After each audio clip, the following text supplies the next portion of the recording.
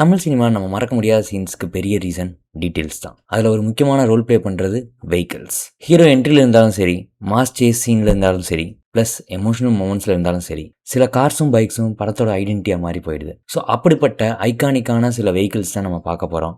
Video ஃபுல்லாக பாருங்கள். உங்கள் ஃபேவரட்டான வெஹிக்கிள் எதுன்னு கமெண்ட்ஸில் கண்டிப்பாக சொல்லுங்கள். ஸோ நான் உங்கள் ஜேடி, இதுதான் உங்கள் ஜேடி வைன்ஸ்.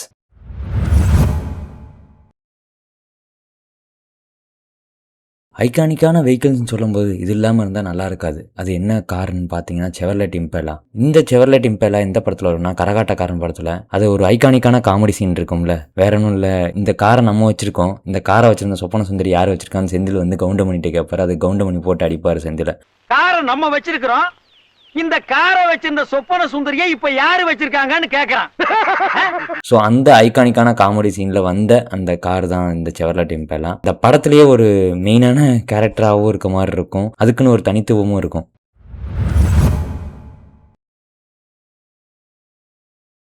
உலகநாயகன் நடிச்சு வந்த படத்துல ஐகானிக்கான படம்னு பார்த்தா பஞ்சதந்திரம் கண்டிப்பா இருக்கும். அதுலயும் இந்த முன்னாடி பின்னாடி காமெடி வர சீன் சூப்பரா இருக்கும். முன்னாடி பின்னாடி என்ன இருந்தது?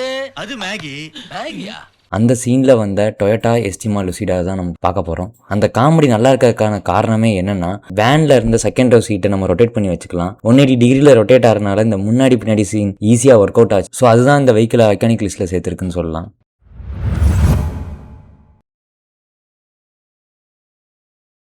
ஜெயதண்டா படத்தில் பாபி சிம்மாவோட கேரக்டர் இன்ட்ரடியூஸ் பண்ணுறதுக்கு முன்னாடி, டைலாக் வர்றதுக்கு முன்னாடி வரது பார்த்தீங்கன்னா அவரோட கார் தான். வேற ஒன்றும் இல்லை, அந்த கார் வந்து பார்த்தீங்கன்னா மெர்சிடிஸ் பென்ஸ் W123. அந்த கார் பார்த்தீங்கன்னா அதாவது ஒரு கேங்ஸ்டா வைபை கொடுக்கும். ப்ளஸ் அது ரெட் கலரில் வேற இருக்கனால வந்து அவர் எப்படிப்பட்ட கேங் லீடராக இருப்பாருன்றதை எஸ்டாப்ளிஷ் பண்ணி காட்டிடும். ஸோ அவரோட கேரக்டர் எஸ்டாப்ளிஷ்மெண்ட்டுக்கு யூஸ் ஆன கார் தான் அது. ஸோ அது ரொம்ப ஐகானிக்காகவும் இருக்குது. இந்த வெஹிக்கிள் பார்த்தீங்கன்னா ஒரு பேக்ரவுண்ட் ப்ராப்பாக மட்டும் இல்லாமல் ஒரு வில்லனோட ஐகானிக்கான என்ட்ரிக்கும் மட்டும் இல்லாமல் ப்ளஸ் அவரோட பர்சனாலிட்டியை ரெஃப்ளெக்ட் பண்ணுற மாதிரி இருக்கனால தான் இது ஐகானிக்கான லிஸ்ட்ல இருக்குன்னு சொல்லேன்.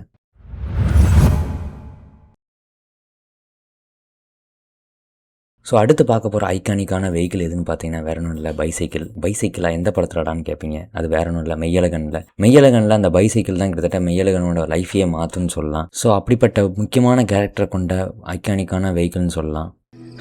சைக்கிள் ஒரு வகையில் சகலத்தையும் மாற்றிருச்சுதான்.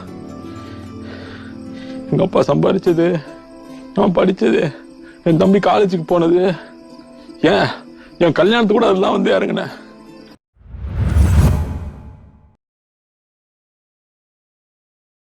ஸோ அடுத்து பார்க்க போகிற முக்கியமான ஐகானிக் வெஹிக்கிள் எதுன்னு பார்த்தீங்கன்னா பொல்லாதவன் படத்தில் வர பஜாஜ் பல்சர். கிட்டத்தட்ட வந்து அந்த படத்தில் இது முக்கியமான கேரக்டர்னு சொல்லலாம். அதுதான் அவனுக்கு செல்ஃப் ரெஸ்பெக்டை வாங்கி கொடுக்கும். அந்த தெஃப்ட்னால தான் பார்த்தீங்கன்னா அந்த படமே மூவ் ஆகும். இந்த படத்தில் வர பைக் எந்த அளவுக்கு ஐகானிக்னா, அந்த படம் வந்த பிறகு பஜாஜ் பல்சரோட சேல்ஸே வந்து வேற லெவலில் போயிடுச்சுன்னு சொல்லலாம். அதுக்கப்புறம் வந்து பார்த்தீங்கன்னா யாரெல்லாம் பஜாஜ் பல்சர் வச்சுருக்காங்க அவங்க ஹார்ன் பார்த்தீங்கன்னா இந்த பொல்லாதவன் பிஜிஎம் தான் இருக்கும்.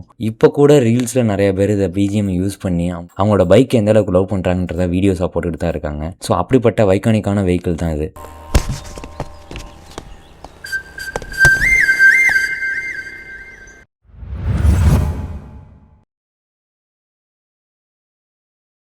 அடுத்து நம்ம பார்க்க போகிறது வேற ஒன்றும் இல்லை, ஒரு படம். அந்த படத்தில் இருக்க வெஹிக்கிள் வந்து ஒரு கேரக்டராகவே இருக்கும். அது வேற ஒன்றும் இல்லை, சுந்தரா டிராவல்ஸ். அந்த படத்தை பற்றி இப்போ கூட நினச்சி பார்க்கும்போது நமக்கு வடிவேலும் முரளியும் ஞாபகத்துக்கு வர மாட்டாங்க. முக்கியமான வர்றது யாருன்னு பார்த்தீங்கன்னா அந்த பஸ் தான். அந்த பஸ் வந்து ஒரு வெஹிக்கிள் மட்டும் இல்லை, கதையோட முக்கியமான கேரக்டர்னு சொல்லலாம். படம் முழுசும் பார்த்தீங்கன்னா வந்து அந்த பஸ் சுற்றி தான் நடக்கும். அவரோட லைவ்லிஹுட் அதான் தான் இருக்கும். காமெடி இருக்கும், ரொமான்ஸ் இருக்கும், அங்கேயே சென்டிமெண்ட் இருக்கும். படமே முழுக்க முழுக்க வந்து பார்த்தீங்கன்னா அந்த பஸ்ஸை சுற்றி தான் நடக்கும். அதனால தான் அந்த படத்தில் பார்த்தீங்கன்னா பஸ் வந்து ஒரு ப்ராப்பாக இல்லாமல் அதுக்குன்னு ஒரு உயிரோடு இருக்க மாதிரி இருக்குது.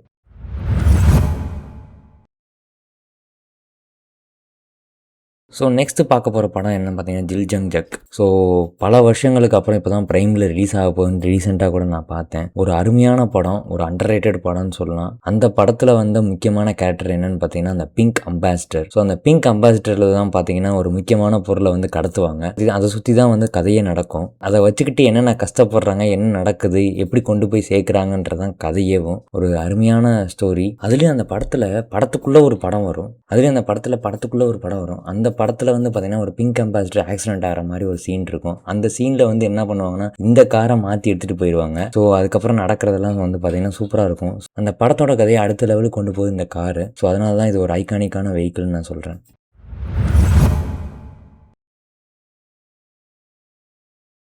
நம்ம ஐகானிக்கான வெஹிக்கிள்ஸ் பார்க்கும்போது கண்டிப்பாக இது இல்லாமல் இருந்தால் நல்லா இருக்காது. அது ஆக்சுவலாக வந்து படத்துலயே வந்து பார்த்திங்கன்னா ஒரு கேரக்டராக இருக்கும். அதாவது ஹீரோவோட கேரக்டரோட ஃப்ரெண்டு மாதிரி இருக்கும். அதான் வேற ஒன்றும் இல்லை. வேலையில்லா பட்டதாரியில் வந்து அந்த மோஃபா வெஹிக்கிள். அந்த படத்தில் வந்து பார்த்திங்கன்னா வந்து ஒரு முக்கியமான சீன் இருக்கும். அதாவது இவர் இதை விட்டுட்டு போயிடுவார் தனுஷ். போன பிறகு வந்து திரும்பி மன்னிப்பு கேட்டு திரும்பி அந்த வண்டி எடுத்துகிட்டு போவார். அது நல்லா இருக்கும். ஸோ அப்படிப்பட்ட ஐகானிக்கான வெஹிக்கிள் தான் அது.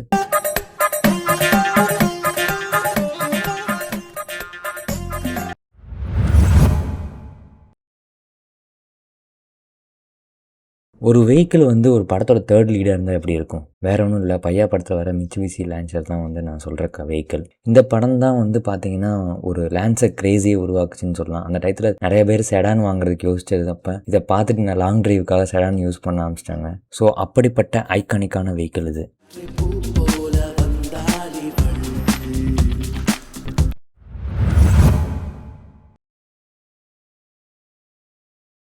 ஒரு படத்தில் ஒரு வெஹிக்கிளே வில்லனாக இருந்தால் எப்படி இருக்கும்? நம்ம இப்போ பார்க்க போகிற படம் தான், வேற ஒன்றும் இல்லை, மரகத நாணயம். மரகத நாணயம் படத்தில் பார்த்தீங்கன்னா ஒரு லாரி தான் வில்லனாக வரும். அதாவது கோஸ்ட் லாரி. நீங்கள் பார்த்துருப்பீங்க, ஒரு பழைய லாரி. அது வந்து பார்த்தீங்கன்னா மரகத நாணயம் தொட்டவங்க எல்லாத்தையுமே வந்து அது தேடி தேடி போய் பழி வாங்கும். இந்த படத்தை பார்த்த பிறகு பழைய காலத்து லாரிகளை பார்க்கும்போது கண்டிப்பாக எனக்கு இந்த படம் தான் ஞாபகத்துக்கு வரும்.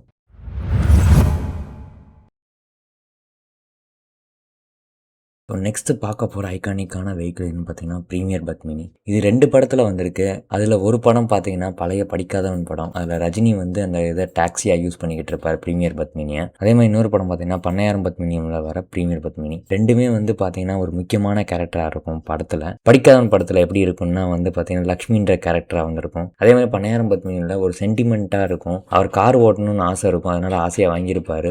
ஸோ அதுக்கப்புறம் நடக்கிற கதைகள் தான் வந்து பார்த்திங்கன்னா பண்ணையாரம் பத்மினியில் இருக்கும். ஸோ நான் போட்ட ஐகானிக் வெஹிக்கிள் லிஸ்ட் உங்களுக்கு பிடிச்சிருக்குன்னு நினைக்கிறேன். கண்டிப்பாக பிடிச்சிருந்தா லைக் பண்ணுங்கள், ஷேர் பண்ணுங்கள், கமெண்ட் பண்ணுங்கள். ப்ளஸ் நான் ஏதாவது மிஸ் பண்ணியிருந்தேன்னா கமெண்ட்டில் சொல்லுங்கள். ஸோ அன்டில் நெக்ஸ்ட் டைம், பாய்.